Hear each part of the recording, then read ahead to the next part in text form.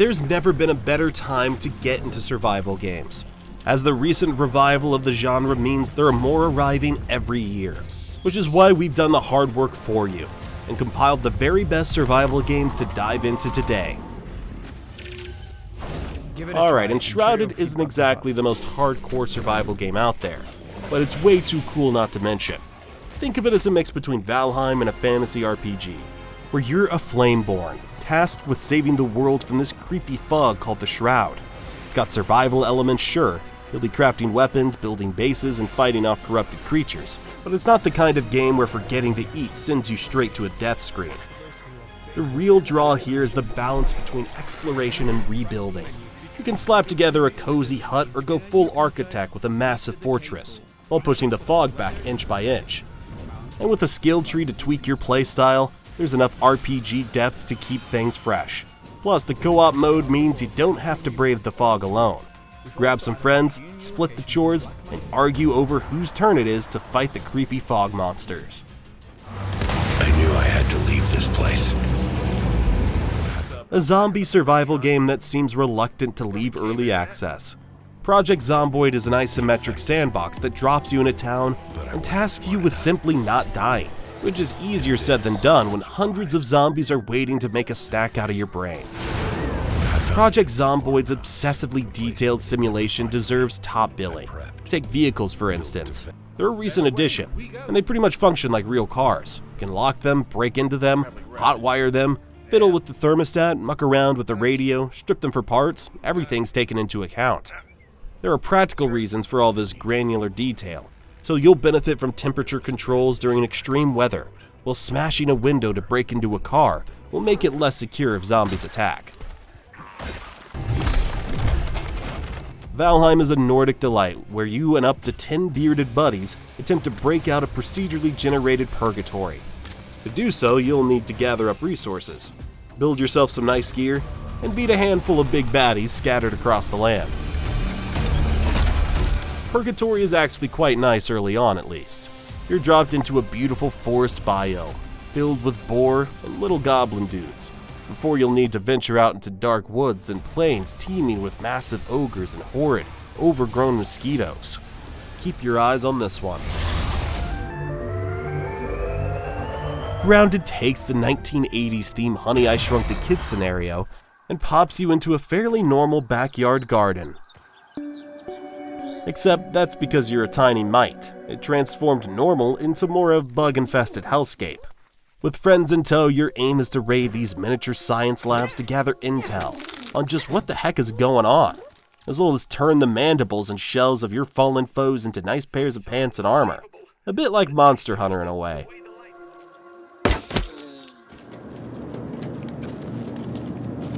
Escape from Tarkov is summed up best by saying winning is simply a case of getting out of the vast levels with more stuff than you entered with. It might be an online survival FPS, and play a bit like a battle royale, but the goal is as simple as making it out alive with stuff, so long as it's boar stuff. To do so, you'll need to contend with unwelcoming dark corridors, NPCs who can drop you in a heartbeat, and other players who, and you can't blame them, just want to escape too. As you may have guessed, the game isn't like a Call of Duty or Apex Legends. It's brutal and unforgiving, with gunplay that leans hard into the pseudo-realistic military sims. Still, if you can embrace its grittiness, there's a great deal of stories to be had here. Progression is Ark Survival Evolved's greatest feat, as you slowly transform from a washed-up cave dweller into a dinosaur-taming legend. If you're a dino fan, then you're well catered for here, as you're eventually able to use them as forms of transport or the equivalent of combine harvesters. Expect lots of collecting fibers and fur to craft boots, maybe a spear to fend off enemy players or protect your allies. And if you're a fan of the traditional first-person survival sim, then you'll find plenty to like here too. It's hard to feel proud of your decisions in FrostPunk. With the world frozen over and the last dregs of humanity huddled around a titanic furnace, you've got one overarching goal: keep them alive. To achieve this, your people need warmth and food, That's easier said than done.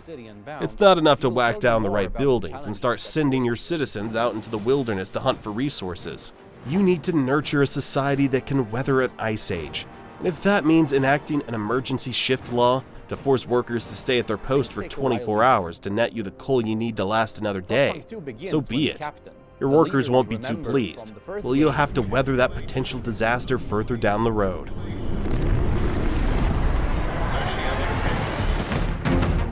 Getting started in Rust can be a bit of a pain.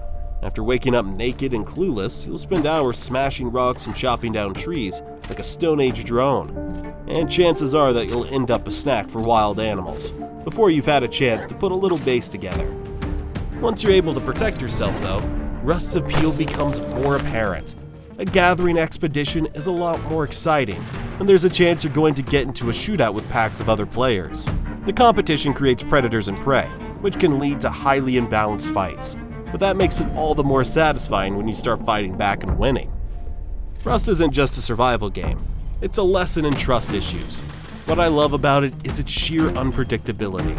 One moment you're scavenging scraps in peace, and the next, a naked guy with a spear is chasing you down. Or maybe you've built up a fortress and are feeling pretty secure, until a group of raiders with explosives decides otherwise. It's chaos, but it's also what makes Rust so great. It's easy to oversell the idea that No Man's Sky was a flop on release, and has only crawled its way back to respectability in the years of updates since. Closer to the truth would be to say that it did a great job of providing a certain kind of experience at launch, and sold loads in the process, and now it provides a more varied set of experiences. From the beginning to now, one of those experiences has been survival. If you want to play No Man's Sky on a set of hostile worlds, scrabbling to get enough resources to build shelter or to fuel the next desperate jump across the galaxy, it will now reward you with prettier and more varied planets, giant sandworms, mechs to pilot, pals to partner with, and much more. There are still better survival games on this list, but few of them can match No Man's Sky for scale and polish.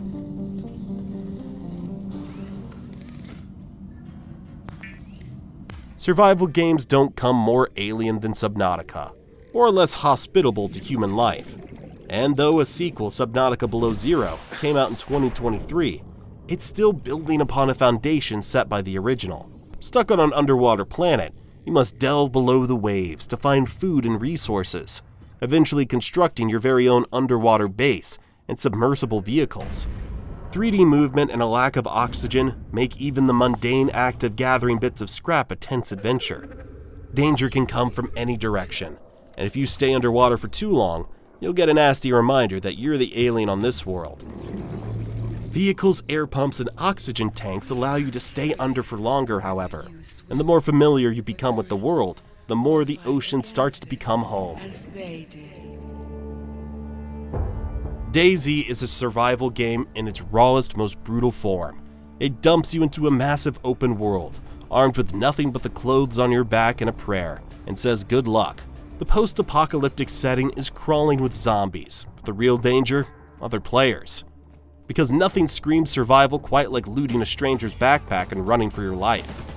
Every choice in DayZ feels like a gamble. You sprint into a town and scavenge for supplies, knowing the noise might attract zombies, or worse, other survivors with itchy trigger fingers. Food, water, and medicine are always scarce, and just when you think you're doing alright, a random injury or a bad can of beans can ruin your day. Conan Exiles is basically what happens when you take Survivor and throw it into a blender with Game of Thrones, but with way more nudity, gladiatorial combat, and giant snakes. Set in the brutal world of Conan the Barbarian, he'll be surviving in the harsh desert and a few other deadly locales, battling everything from crocodiles to rival factions. And let's be real, who wouldn't want to build their own kingdom while wearing nothing but a loincloth and a sword? The game is all about resource gathering, crafting, and building, but it also offers ridiculous amounts of ways to die. Seriously, one minute you're chopping down trees and the next, a giant sand monster is eating your face. It's chaos, and it's amazing. But what really makes Conan Exiles stand out is the ability to tame and enslave enemies, which is as morally questionable as it sounds. You'll create your own little band of exiles, force them to work for you, and wonder if you've become the very thing you swore to destroy. Exiles, hear me now. Alright, Dune Spice Wars isn't your typical survival game. It's more strategy than scrambling for scraps, but it still makes you fight tooth and nail to survive on the unforgiving desert planet of Arrakis. If the blistering heat doesn't get you, the massive sandworms lurking beneath the dunes just might. This game throws you into the world of Dune, where controlling spice, the universe's most valuable resource, is the key to survival and domination. You'll pick one of the several factions, each with its own strengths, and try to outsmart your enemies through political maneuvering, economic control, and of course, outright warfare. It's a balancing act with this one. Expand too fast, and you'll attract unwanted attention from rival factions, or those giant worms. Expand too slow, and you'll fall behind in the ruthless race for spice supremacy. Shout out to the Dune fans out there. Sons of the Forest is a survival game of PvEVC, where C means cannibals. You're part of an elite team, sent to rescue a billionaire who's gone missing on a remote island. But when your chopper crash lands, and almost your whole squad, apart from this one gormless but beloved guy called Kelvin, are taken out.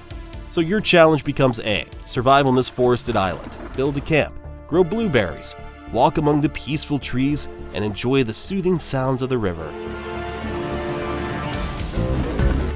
Don't Starve isn't just a survival game. It's a psychological test designed to make you question your life choices.